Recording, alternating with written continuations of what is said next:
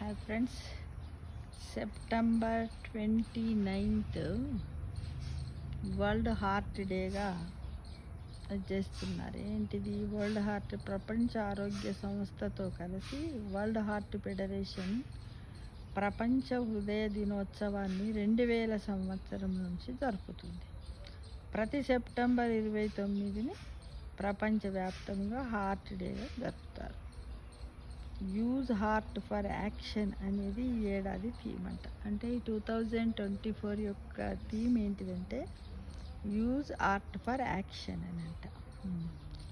అయితే మనకు ఏంటిది? సంతోషము, దుఃఖము, ఆవేశము, ఆవేదన, ప్రేమ, ద్వేషము, విలాపము, విజయము, ఇలా ఏ భావోద్వేగమైన గుండెతోనే ముడిపడే ఉంటుంది కదా ఫ్రెండ్స్.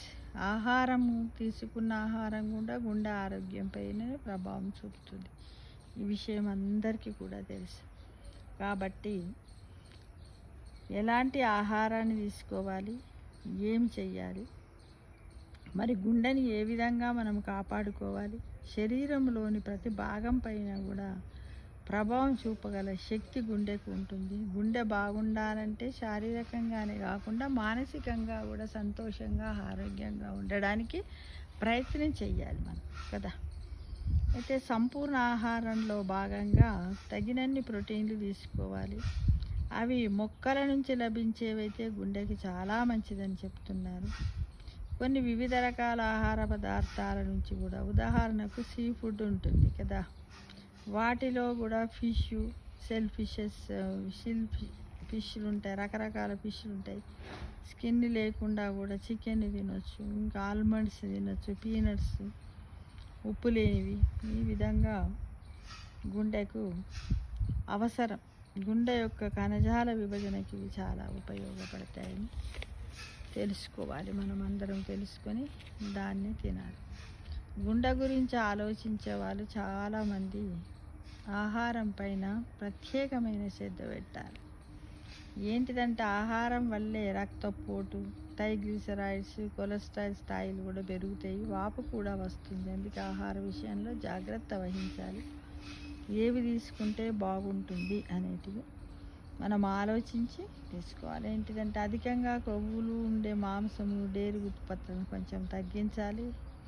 ఉప్పును కూడా తక్కువ సోడియం ఉన్న ఆహార పదార్థాలను మాత్రమే కొనుగోలు తీసుకొని దాన్ని వాడడానికి ప్రయత్నం చేయాలి. ఇక ఫైబర్కు జై అంటారు కదా, ఫైబర్ తినాలని తాజా పండ్లు, కూరగాయలు, బీన్స్, ఇంకేంటిది తృణధాన్యాలు అంటే ఇవి ఉన్నాయి, ఇప్పుడు ఉంటున్నాయి కదండి, మిలెట్స్, ఇవి కూడా మనం తీసుకోవడానికి ప్రయత్నం చేయాలి. అయితే నిజానికి మనిషి గుండె ఎంత బరువు ఉంటుంది, ఇది ఎంతమందికి తెలుసు? 250 నుంచి 350 గ్రాముల బరువు ఉంటుంది.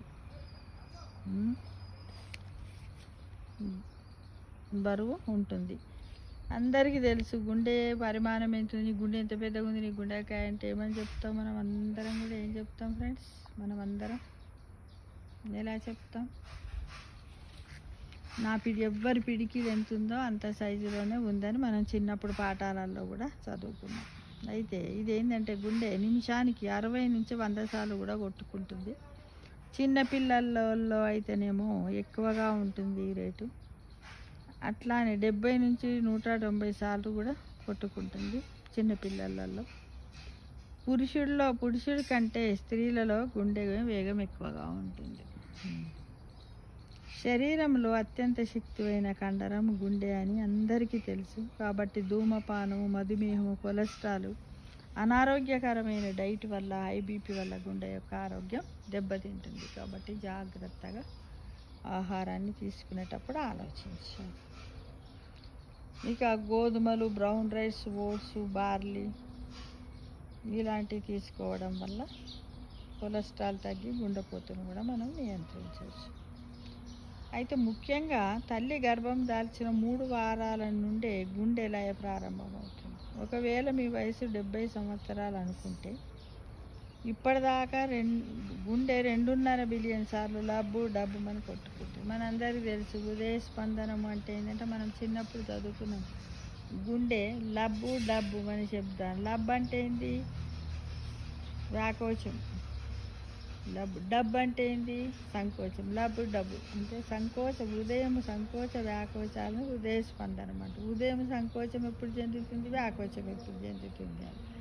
హృదయంలోనికి రక్తం వచ్చినప్పుడు వ్యాకోచం చెందుతుంది, దాని నుండి రక్తనాళాలలోకి పోయినప్పుడు సంకోచం అంటే తగ్గుతుంది కదా, ఆ విధంగా. అయితే రోజుకి అంట 2000 గ్యాలన్ల రక్తాన్ని కూడా గుండె పంపు చేస్తుంది. మనందరికీ తెలుసు, అది శరీరం అంతా తిరుగుతూ ఉంటుంది. దాదాపుగా 12,000 మైళ్ళ దూరం ప్రయాణిస్తుందని అంచనా. మనిషి జీవిత కాలంలో 1 మిలియన్ బ్యారెల రక్తాన్ని గుండె పంపు చేస్తుందని కొన్ని పరిశోధనలలో తేలింది. గుండెకు సంబంధించిన వ్యాధులతో ఏటా 20 మిలియన్ల మంది మరణిస్తున్నారు. గుండెపోటు, ఫెయిల్యూర్స్, స్ట్రోక్స్ ఇవన్నీ కూడా వస్తున్నాయి. అంటే ఇదంతా దేనిపైన ఆధారపడి ఉంది? మనము తీసుకునే ఆహారం పైన. అయితే ముఖ్యంగానట ప్రపంచవ్యాప్తంగా చూస్తే సర్వేలో తేలింది, సోమవారం ఉదయం వేళలోనే అధిక శాతం మంది గుండెపోటుకు గురవుతున్నారట. కారణం ఏమిటి? ఒక్క నిమిషం ఆలోచించండి. అయితే మనం ఏం చేస్తాం? సండే వచ్చిందని ఆ రోజు మొత్తం ఎలాంటి వ్యాయామం చేయము, పంటము, లేటుగా లేస్తాము. మళ్ళీ సండే నాడు ఏం చేస్తాం?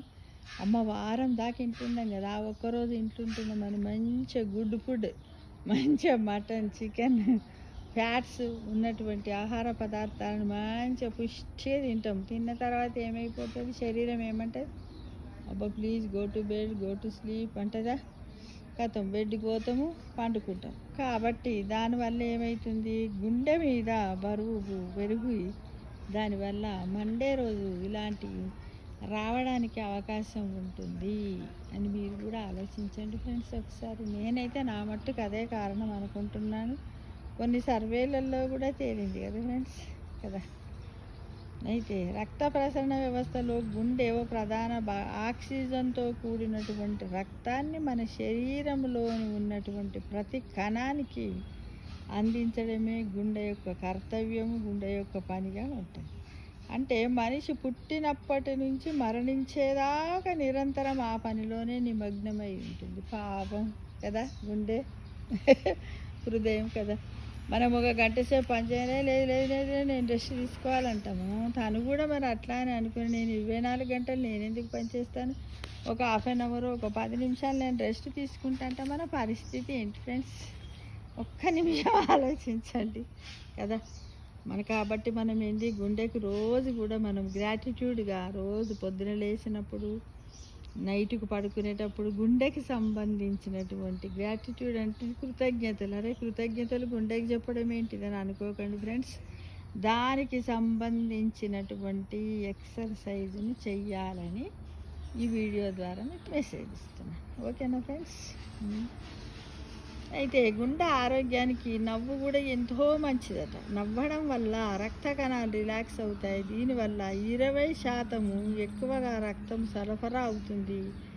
అవడం వల్ల గుండె కాస్త పని తగ్గుతుంది. కాబట్టి మనం ఏం చేద్దాం ఫ్రెండ్స్, గుండె కూడా మన ఫ్రెండ్ అనుకొని రోజు మనం నవ్వడానికి ప్రయత్నం చేద్దాం. ఎవరున్నా లేకున్నా ఏదైనా ఒక పెన్ను పట్టుకొని ఒక వింతైన బొమ్మను గీసుకొని బాగా నవ్వండి కదా.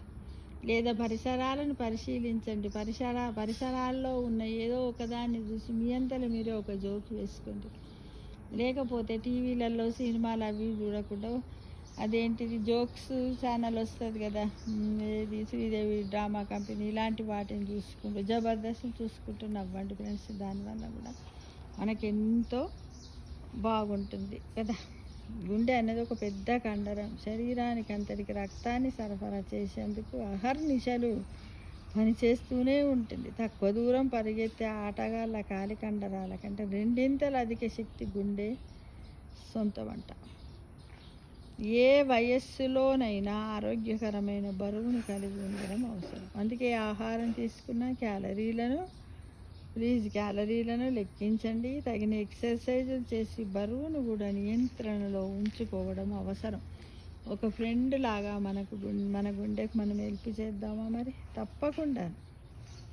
అయితే ఇంకొకటి ఏంటంటే తాజా ఆకుకూరలు విటమిన్ K, నైట్రేట్స్ అధికంగా ఉంటాయి. ఇవి రక్తపోటును తగ్గించి ధమనుల్లో రక్తం సాఫీగా సరఫరా అయ్యేలా చూస్తాయి. అందుకే ఆకుకూరలు తినేవారికి గుండె సమస్యలు తక్కువ అని సర్వేలల్లో తేలాయి, అంతటా చెప్పారు. మనము కూడా ఎవరైనా ఒక డైలీ తీసుకునే ఫుడ్కి ఒక టైం టేబుల్ని చేసి నిన్న దుంపలు తిన్నాము, ఈరోజు ఆకుకూరలు తినాలా, రేపు విటమిన్ బి తిందాము, B12 తిందామని కొన్ని నట్స్ తినడము, బీన్స్ లాంటివి తినడం మనం చేసుకున్నాం అనుకోండి, మనకింత అందమైన జీవితాన్ని ప్రసాదించి అహర్నిశలు మన కోసం శ్రమిస్తూ ఉన్నటువంటి ఈ గుండెకు మనం ఒక ఫ్రెండ్ లాగా ఒక గిఫ్ట్ ఇవ్వాలి.